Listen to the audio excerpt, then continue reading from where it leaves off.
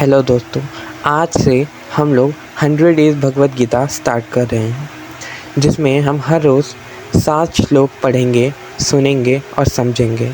और ऐसे करके ही हम 100 दिनों में 700 श्लोक कंप्लीट करके पूरी भगवद गीता को कंप्लीट करेंगे।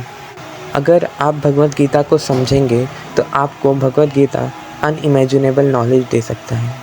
भगवद गीता हमें संजय से सुनने को मिलती है, क्योंकि संजय के पास दिव्य दृष्टि थी और वह अपनी दिव्य दृष्टि का ही इस्तेमाल करके धृतराष्ट्र को पूरी भगवद गीता बताते हैं।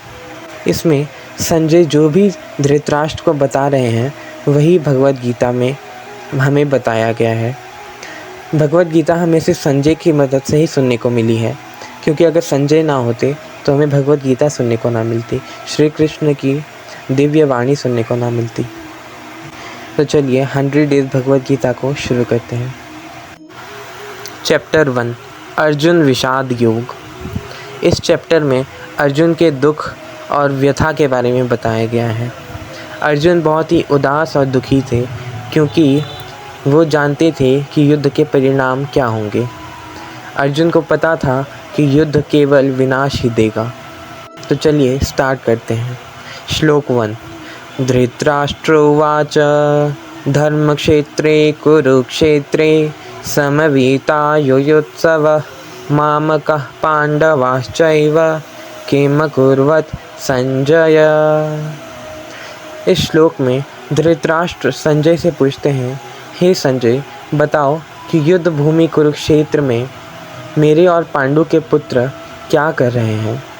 धृतराष्ट्र जानते थे कि वो अधर्म का साथ दे रहे हैं। वो अपने पुत्र मोह में बंधे थे, जिसके कारण उन्होंने शांति प्रस्ताव को ना चुनकर युद्ध को चुना। तो अब वो उनका परिणाम भी देखेंगे। श्लोक 2 संजय उवाच दृष्ट्वा तु पाण्डवानीकं व्यूढं दुर्योधनस्तदा आचार्यमुपसंगम्य राजा वचनमब्रवीत्। इस श्लोक में संजय धृतराष्ट्र कहते हैं, हे राजन, आपका पुत्र दुर्योधन पांडवों की व्यूह रचना को देखकर गुरु द्रोण के पास जाता है और कुछ इस प्रकार बोलता है। श्लोक 3 पश्यैतां पांडुपुत्राणाम् आचार्यमहतिं च मुं व्यूढां द्रुपदपुत्रेण तव शिष्येण धीमता। इस श्लोक में दुर्योधन आचार्य द्रोण से कहता है, हे आचार्य, देखिए पांडु पुत्रों की इस विशाल सेना की व्यूह रचना स्वयं आपके ही कुशल और बुद्धिमान शिष्य द्रुपद पुत्र धृष्टद्युम्न ने की है। यहाँ पर दुर्योधन ठीक उसी प्रकार घबराया हुआ है जैसे कि हम अपने असली लाइफ में अपने विपक्ष के बल को देखकर घबरा जाते हैं। श्लोक 4, श्लोक 5 और श्लोक 6, इन तीनों ही श्लोकों में दुर्योधन अपने विपक्ष की सेना के महारथियों के बारे में बताता है, जो कि कुछ इस प्रकार है।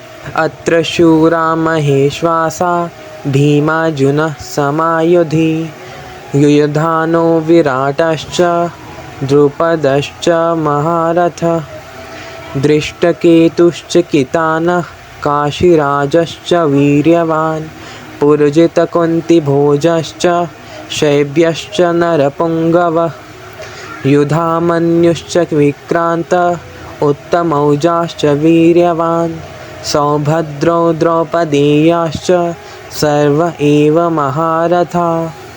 इन तीनों ही श्लोकों का अर्थ है, यहाँ इस सेना में भीम और अर्जुन के समान बलशाली युद्ध करने वाले महारथी युधान, विराट और द्रुपद जैसे अनेक शूरवीर धनुर्धर हैं।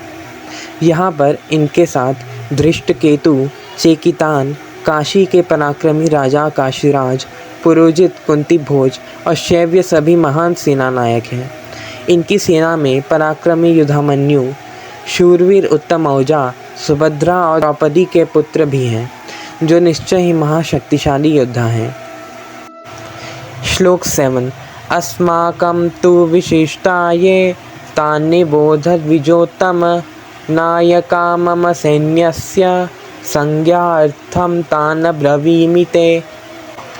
इस श्लोक में दुर्योधन गुरु द्रोण से कहता है, हे ब्राह्मण श्रेष्ठ, अब हमारी सेना के बारे में भी जानिए। हमारी सेना के सेना नायकों और हमारी सेना में सम्मिलित योद्धाओं के बारे में भी सुनिए, जिनका मैं वर्णन करने जा रहा हूँ। तो यहीं पर हमारे आज के 7 श्लोक समाप्त होते हैं।